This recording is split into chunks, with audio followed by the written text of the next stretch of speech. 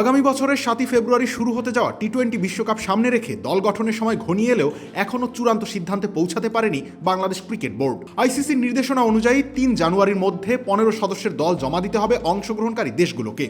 জানা গেছে বিশ্বকাপে ফিরতে পারেন নাজমুল হোসেন শান্ত, বাদ পড়তে পারেন জাকের আলী অনিক কিংবা শামীম হোসেন পাটোয়ারি। প্রধান নির্বাচক গাজী আশরাফ হোসেন ও নির্বাচক হাসিবুল হোসেন মিলে 30 সদস্যের একটা প্রাথমিক স্কোয়াড তৈরি করেছেন বলেও জানা গেছে।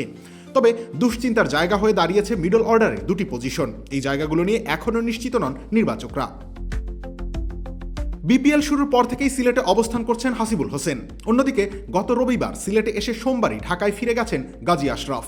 বিসিবির ক্রিকেট পরিচালনা বিভাগের সূত্র জানিয়েছে, দল নিয়ে বৈঠকের উদ্দেশ্যেই হুট করে সিলেটে যান প্রধান নির্বাচক। তবে টি-20 দলের অধিনায়ক লিটন দাস দেরিতে পৌঁছানোয় সেই বৈঠক আর হয়নি। গাজী আশরাফের লিটনের সাথে বসতে আবারও সিলেটে যেতে হবে।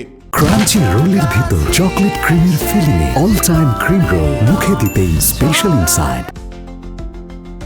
জানা গেছে মূল স্কোয়াডের প্রায় 13 জন খেলোয়াড় নিশ্চিত। মিডল অর্ডারের দুটি জায়গা নিয়েই মূলত আলোচনা চলছে। সম্ভবত বিপিএল এর পারফরমেন্স দেখেই শেষ সিদ্ধান্ত নেওয়া হবে।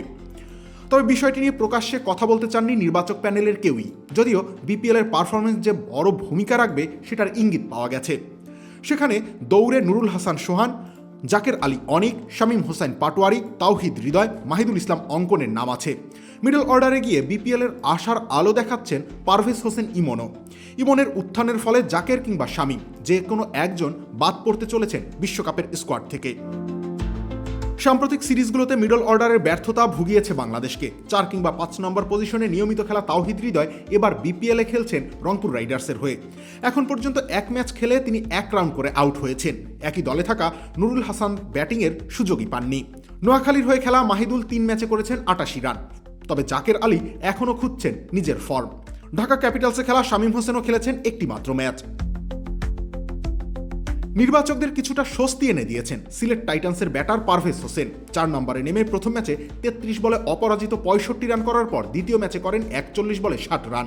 2 ম্যাচেই উইকেট কিপিংয়ের দায়িত্বও পালন করেছেন তিনি।